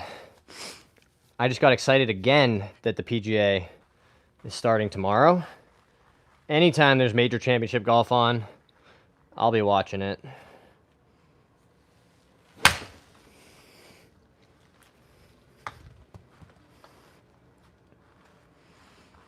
See, I go back to these drills myself, right? It's not all just, you know, full speed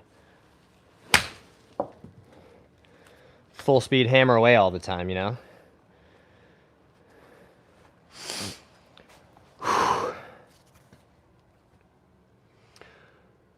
Judson asks, what clubs are you using? These are my new Tacoma 301 CB irons.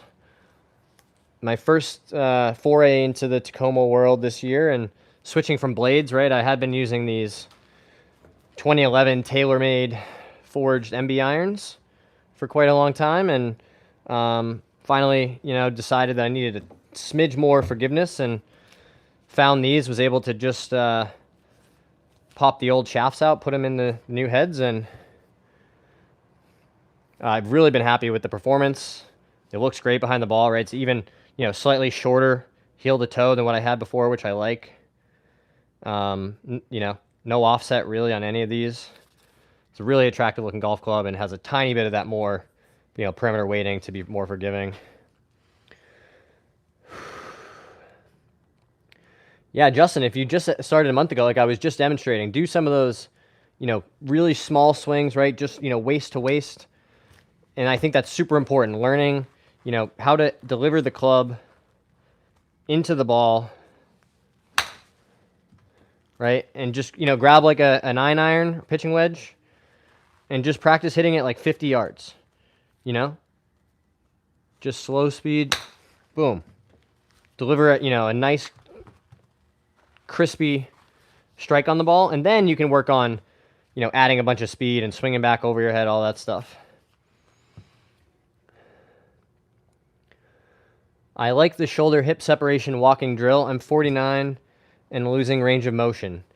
I hear you, Nate. I'm on the wrong side of 30 now, so I won't complain to you, but yeah, I think fundamentally being able to change my swing as much as I have the last 5 months has been because of all the mobility work, specifically on my hips and ankles that I've done. You know, I'm much more flexible and in physical, you know, much better physical condition at 30 than I was at 25. And it's just, you know, all that mobility work, right? I do some stretching in the morning every day. I was doing a lot of, you know, golf specific, you know, hip and ankle mobility stuff, right? Working on my balance, you know. So it's another avenue of the game, right? It's the same as practicing your chipping or your putting. You know, it's just a thing you can work on with some amount of your practice time. And it's really been helpful for me, right? You know, I knew for years I was just early extending. I was getting up into the ball. I had, you know, very little rotation, but I also had like basically hips that didn't work and a lower back that was totally shot. And so of course I wasn't able to like get my body into the right positions, even though I was still able to play decently, you know, high level golf with a pretty ugly golf swing. You know, none of those swing changes would have been possible if I hadn't, you know, spent hours and hours stretching and working on the mobility side.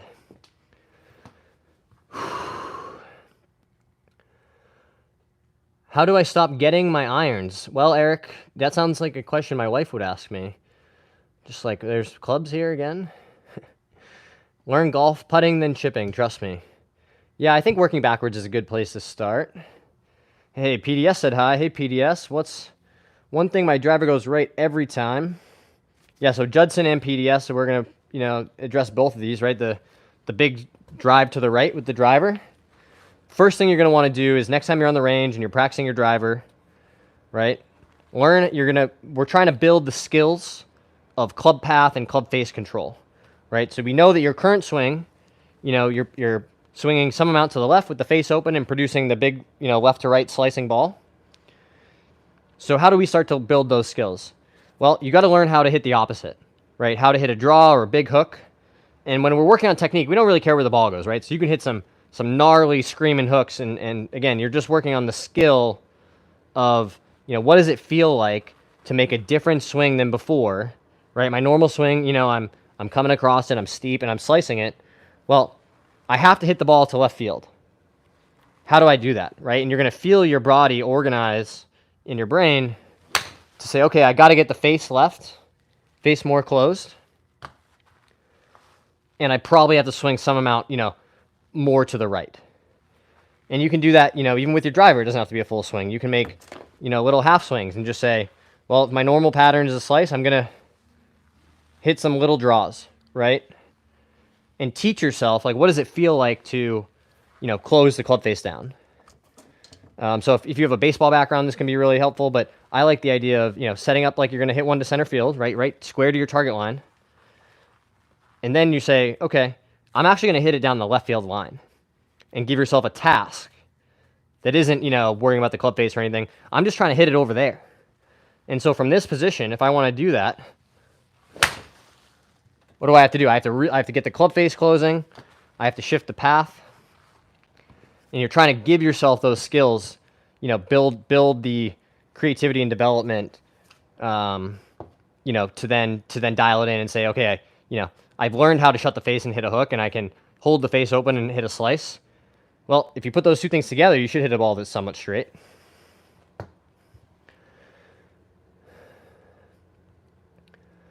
No 3-putt Lala said, develop the lefts. Think I'm coming over to into out. What feel can I work on to help this? So I'm assuming you're a right-handed player, right? And if you're saying you've got the lefts, does that mean your ball is also starting left of target? Or is it starting right and then drawing a whole bunch? Because those are different patterns.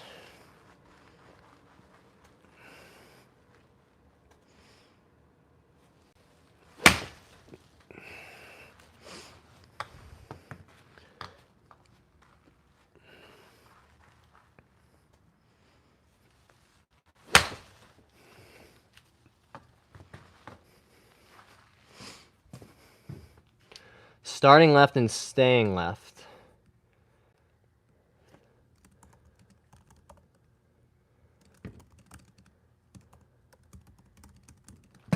Oh! Had a feeling that could happen.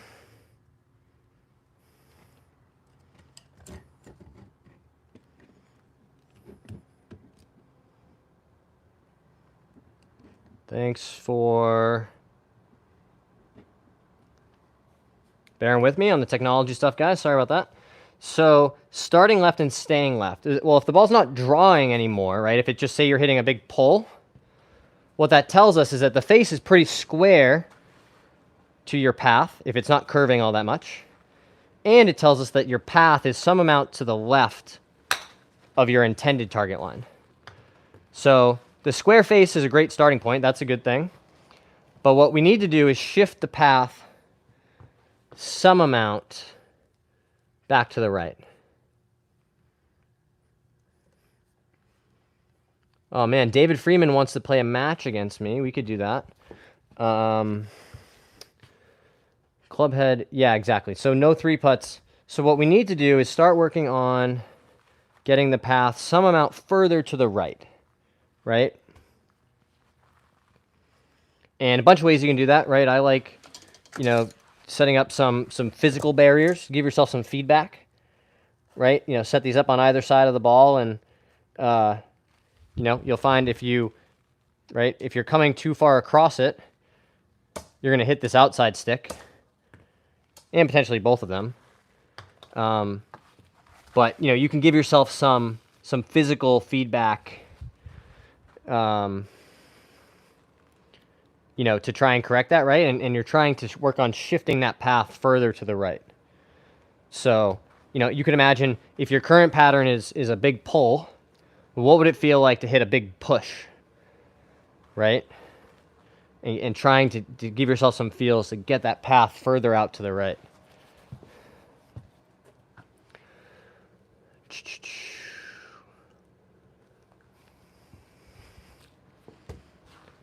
David's never seen a scratch golfer who looks like me, and that's okay.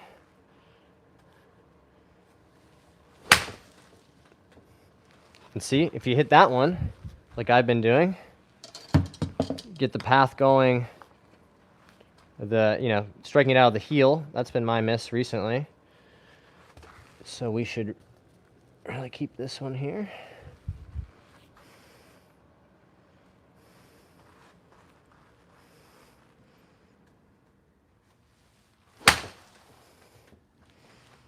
And that one we can feel was pretty good. We're just hitting the ground here.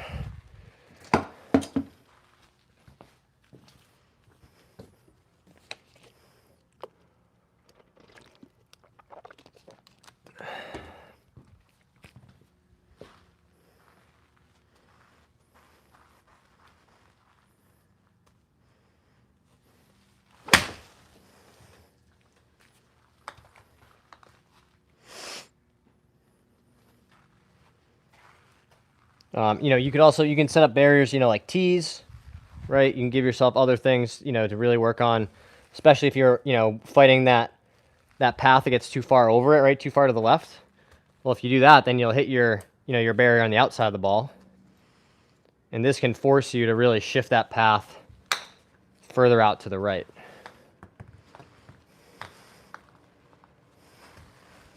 Oh. I notice you finishing on lead foot on heel. Could that contribute to your toe shots? I've really been working on that, Nate. It's a good observation.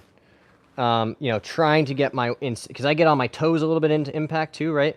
So trying to get that weight back into my heel, right, and pushing off the ground this way, right? So that's why I'm usually finishing on the heel. But yes, you're exactly right, because I'm used to an early extension pattern. When I start standing a little bit too far away from the ball, and then I'm actually rotating properly, right, the club is going to be, you know, too far inside, right, and I'm going to hit the toe. So some of it is set up, and some of it is just, you know, the combination of, you know, stuff from my old swing and the new one. But yes, you'll certainly see, you know, my weight is here, and I'm kind of balancing on, you know, my heel on the outside of my left foot, which is why, you know, that left foot strength and mobility that I was saying I've been working on is so key, right? To be able to, you know, have that balance and catch yourself, you know, as you're shifting your weight.